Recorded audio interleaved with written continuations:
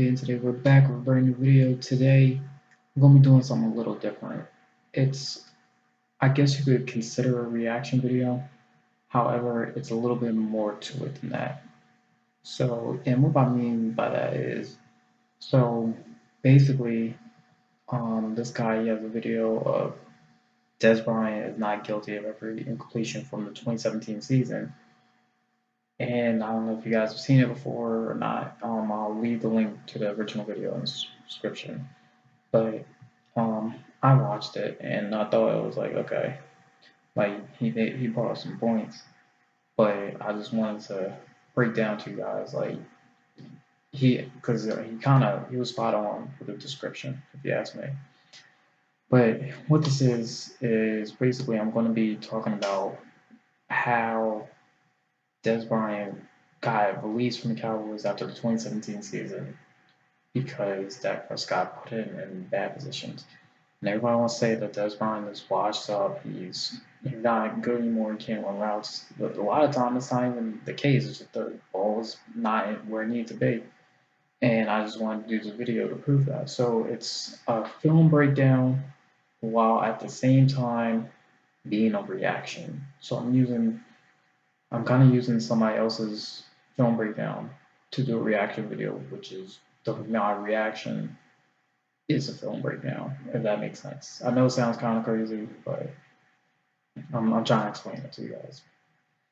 So this is, I remember this game. It was from 2017, clearly because it was from 2017. But this is the last game of the year. The Cowboys are already out of the playoffs.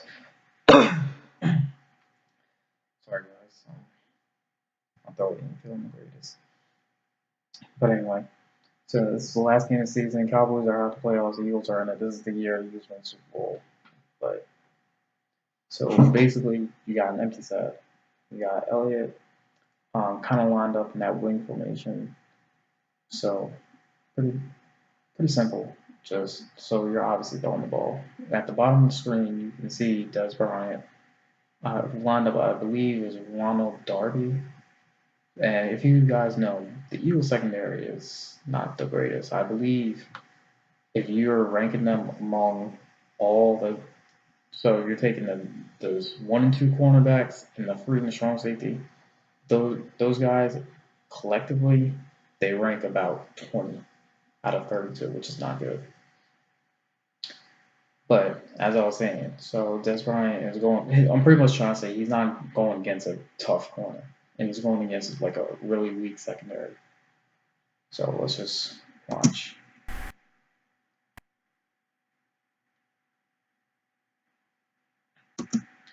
See, now if you were watching closely, I'll send it back a little bit. Now if you watch closely on this play, Prescott leaves Dez Bryant just to take a shot. And I don't know what went on between those two. I've heard rumors saying that Dak didn't like Dez didn't like Dak because Dez, he'll like, give me the ball, give me the ball, give me the ball. But normally, a quarterback will listen, but Dak, he was like, no, I'm do what I want. This is my team. I'm the quarterback. I decide when to get the ball. But yeah, so as you can see, the strong safety at the top, or not really the top of the screen, but he's pretty much closest to 40 marker. He's watching Prescott's eyes, so he's watching the eyes of the quarterback this whole entire play, and he sees that he's trying to go to Dez Bryant, and he just leaves Dez out to dry. So just look.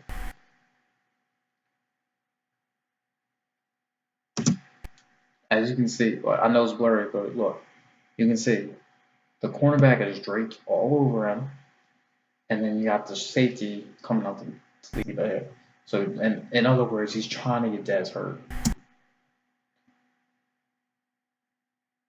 So, like, you take a good look at this.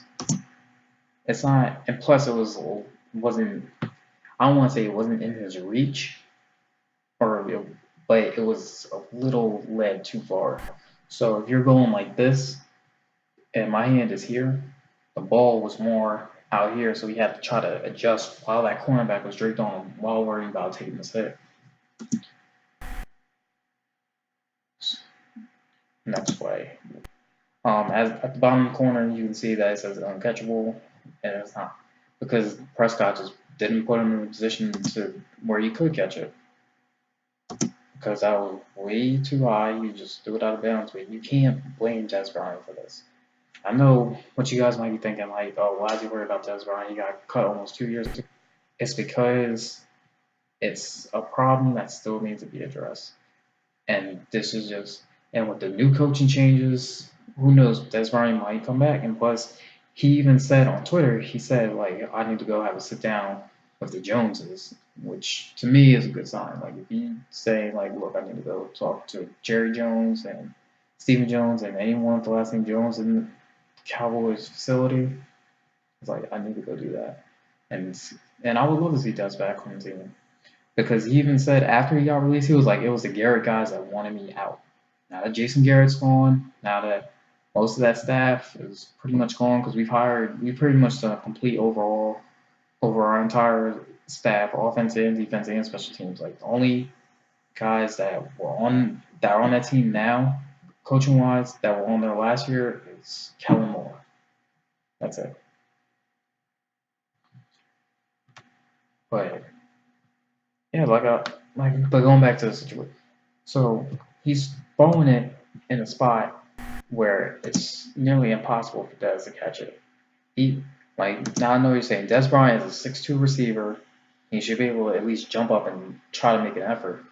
You can't jump 50 feet in the air to catch a pass like this. See, at this angle, it looks kind of weird, but this ball is pretty much going out of bounds regardless. But it was inbounds long enough to make it seem like, okay, Dez has a chance to get it.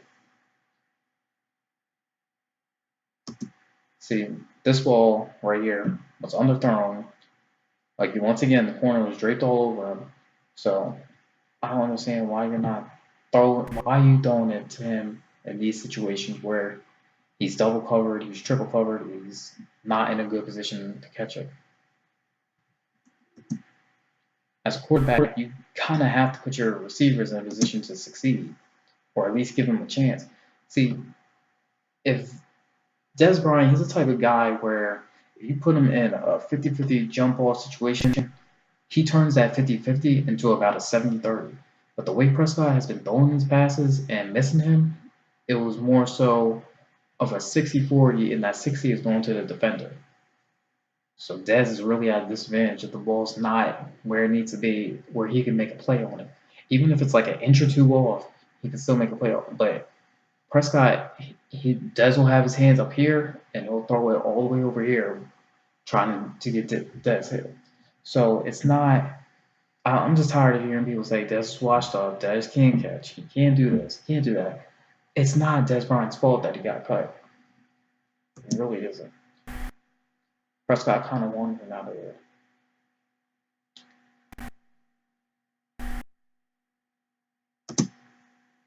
And you kind of saw how he stumbled on that comeback route, and like you can't do that. However, if you see that he's facing you in a comeback situation and you're throwing it back inside, you cannot do that as a quarterback. If you're throwing a comeback route, you got to do it on the outside shoulder. So if I'm lining up on the right side of the field, you better be throwing it closer to the sideline instead of throwing it back inside. Throw it back inside, it's either going to be intercepted or you're going to get your receiver hurt. And that's what you don't want to happen is your receivers getting hurt. Because Dez Bryant, at this point in his career, he's still one of those top guys. He just needed a quarterback who had chemistry with him. He spent his entire career with Tony Romo throwing him passes. And even earlier in Dez Bryant's career, Tony Romo and Dez Bryant were never, I don't want to say never on, but they weren't always on the same page. And it took some time because, like, getting chemistry with a receiver, it's not just going to be something that you can do in a week. It takes a lot of time. It can take 2, 3, 4 seasons. And I'm not saying, oh, you should have waited 2, 3, 4 seasons, but you got to take into account this is only Prescott's second year, and plus Dez had missed 4 games in 2016, so he kind of didn't have time to do that chemistry because he was injured and he couldn't even run his routes or do anything on air. And also, you had the emergence with Ezekiel Elliott, so like they were focusing more on the run game, so like that's less passes, and the less passes, you get less targets. So Dez being that number one receiver kind of made it seem like, oh, he's not being used, so he must be garbage, or he's not where he needs to be, or his production is down. His numbers were down because of the lack of targets and the lack because they try to focus too much heavily on the running game. But then when Ezekiel Elliott had to deal with that suspension, they still try to stick with the running game when they shouldn't have. Because when we had Rod Smith, Alfred Morris, Darren McFadden, those three guys, they're not Ezekiel Elliott. So I think we should have relied on the pass game a little bit more. And against Atlanta, mind you, this was the game Prescott, I believe he got sacked like 6, maybe 7 times. In that game, Tyron Smith got injured. So Prescott was like running for his life on every single play. So he was trying to get away from it, and like all his throws were off. And when he was throwing it to Dez Bryant, they were incomplete 9 times out of 10. Like, yes, Dez needs to make a play on it. I'm not saying, oh, Dez is not at fault at all. Like, he shouldn't take any responsibility. I'm saying is it's not completely his fault. So if you're going to cut Dez Bryant for these incompletions, you got to release Prescott too. And I'm not saying I want Prescott released. What I'm saying is Dez Bryant should not have been cut. That's just what I'm trying to say. See, like I said, I'm trying to get him hurt.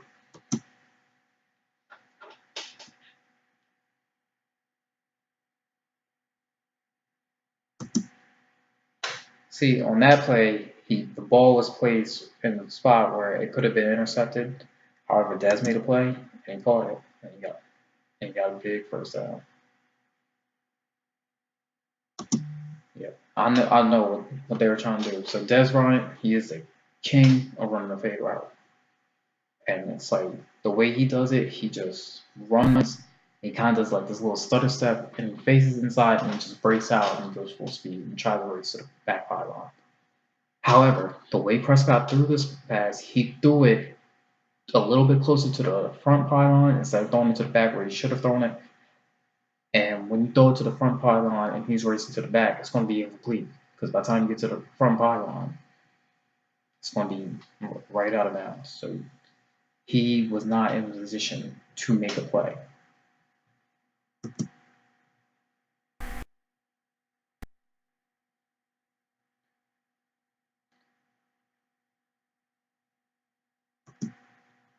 See, now in that, you can go either way. You could say Prescott shouldn't have thrown that pass, but at the same time, it's just a dead. Because I don't want to say he stopped on this route because that might have been it looked like it was kind of a curl route or like an in. I couldn't really tell. But either way, he should have kept going and attacked the ball instead of waiting for the ball to get there.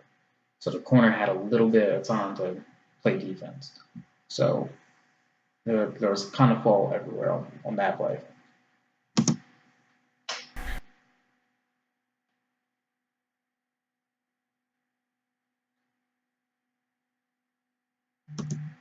Okay, on that play, that was a blatant drop. I can't even really justify that. I mean, he did have the defender coming for him. I think he noticed it, so he kind of just panicked a little bit. But that's when you got to catch.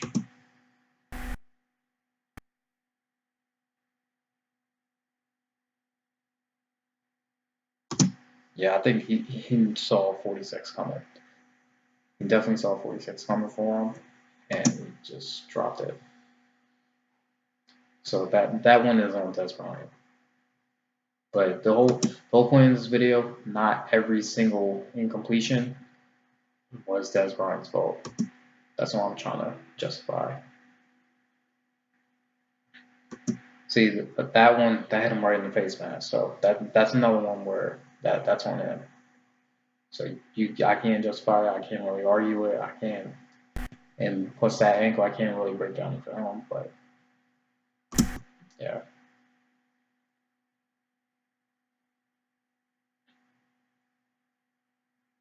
See, now this was a smart play. So in zone coverage, what you're supposed to do as a receiver, if you're running anything inside and there's a hole, you're supposed to sit down in that spot so the quarterback can find it. So this is exactly what he did. and he caught it and made a huge touchdown.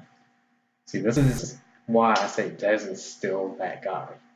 Because if he's doing stuff like this and nobody wants to give him credit for it. He made two guys miss, and he carried the entire Arizona's defense into the end zone. One, two, three, four, five, six, seven guys trying to take him out. And Travis Frederick pushed him in. So Dez Bryant literally carried the team on his back on this play, just so that not only they could score, because it's kind of the reason why they were up and they ended up winning this game.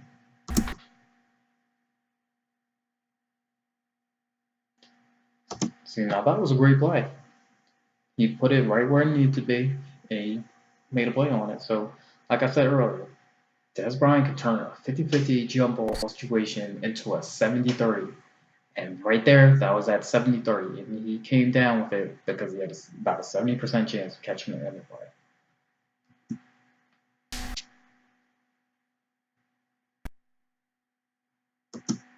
See, this next play, you can tell. I'm just going to let it play and show you guys.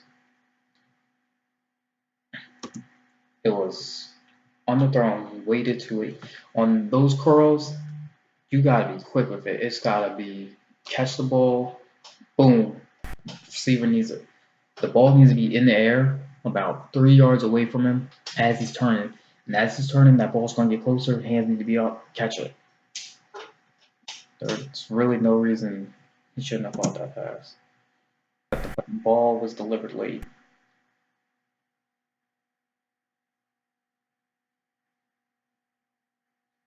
That last play, they weren't even on the same page. See, that was bad placement by Prescott. If you see that corner is kind of in a trail technique where he's behind the receiver. So say I'm running toward a post route and I'm starting on the right side. I'm running that post. So if I'm going up, I make that left. Why would you throw it to my back shoulder? Because especially if the guy's behind me, why? Because that's giving him a chance to actually catch up and pick it off. Instead, it should have been one of those kind of catch it in stride, or if he had to go up for it, it should have been a little bit closer towards his right, so the inside is what I'm trying to say. But instead, he threw it behind him, and it was an incompletion.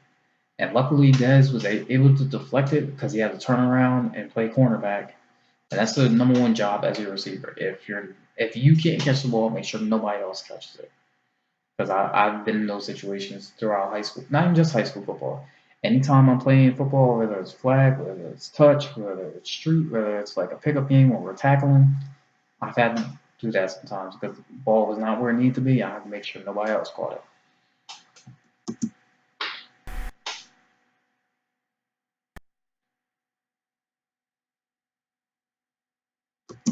So look, right here, he already has him beat.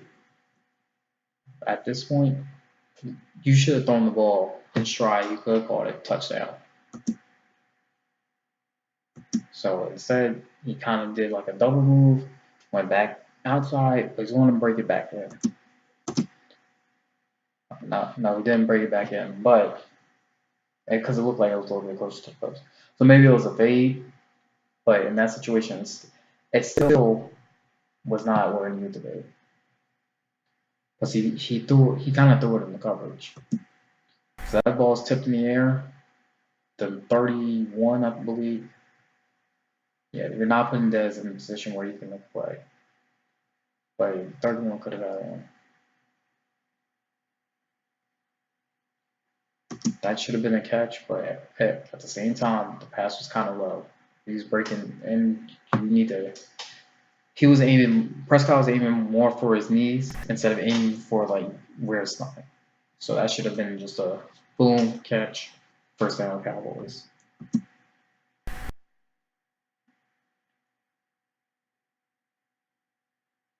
On that play, he didn't even give him a chance to try to catch it. Because it didn't even look like he was looking for the ball at the time. I think he looked at him for a split second, but then the ball wasn't where it needed to be. See, on that play, he he could have timed it a little bit better. If he had just dived out for it, then he could have caught it. But at the same time, that needs to be because that's a slant route. So he should have caught that in stride instead of having to lay out for it and make the catch. But I don't know, man. It's just I know what was going on.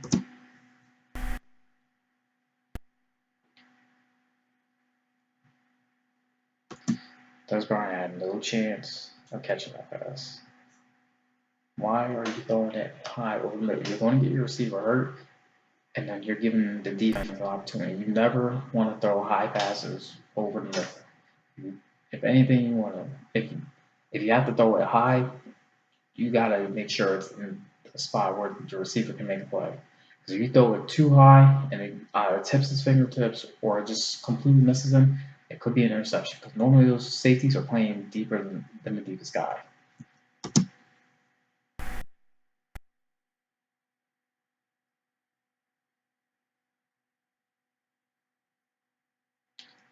So 10 yards over his head, he can't. I'm saying Dez Bryant is one of the taller guys, and he's known for jumping over guys and making these acrobatic catches. Like, he needs the opportunity to do it. Because you can't just throw it anywhere and just expect him to magically jump 30 feet in the air and catch it. No, you gotta put it in the spot where he can make a play.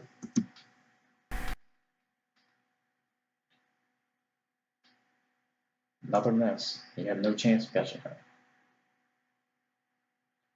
See, on that one, remember how before I said zone coverage, you gotta sit down and present yourself? He he kept running across, which he shouldn't have, and then he just swingingly dropped it. So that one's on Dez Bryant.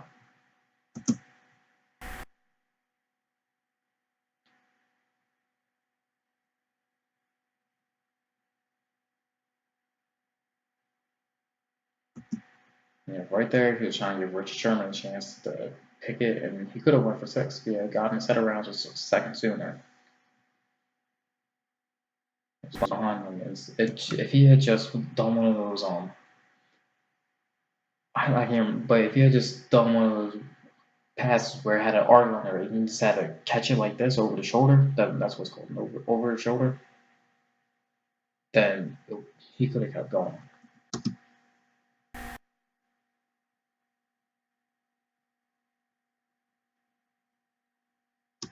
See, I don't even know what that pass was. It was too high for Ezekiel to catch because you can see he tried to catch it, but it was too high. And it was too low for Dez Bryant to catch because it came up short, 3 or 4 yards. I'm gonna play it again, just so look at the top of the screen. That was kind of cut off, but you guys can still see. It's ridiculous, man, and it went for six.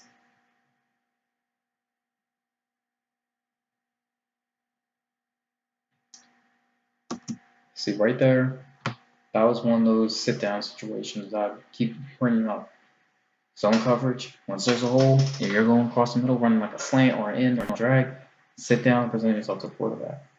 However, this pass was behind him. He still could have caught it, don't get me wrong. It was still catchable. It's behind him.